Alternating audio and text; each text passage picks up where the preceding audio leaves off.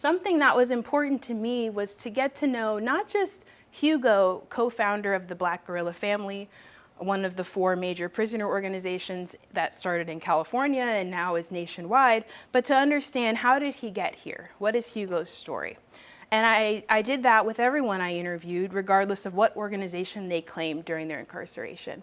And so Hugo, I learned that he was born in 1945, and he self-identified as Moreno, and he saw himself as being a black man in California. He came here to the United States at the age of 12. He spoke a lot about how he came from Nicaragua.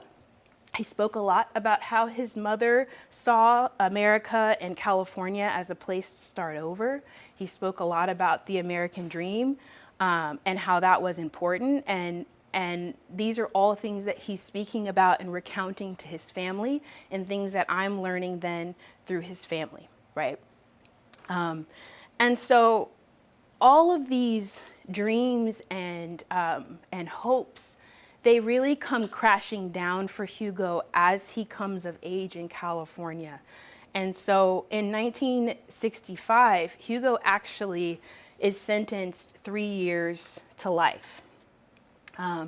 And the case surrounding his conviction, it has been for years disputed and contested by activists and civil rights attorneys because, one, he was tortured in custody before he confessed to what led to his conviction.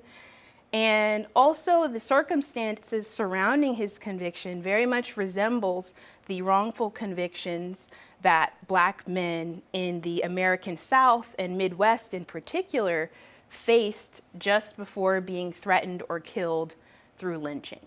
And so what's important though, as I stated, right, we're talking about California and people migrating to California in hopes of having a better life. And Hugo's not the only one that has this story, as you'll find out as I keep explaining.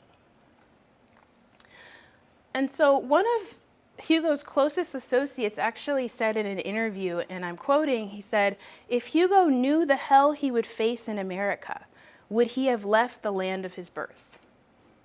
We'll never know.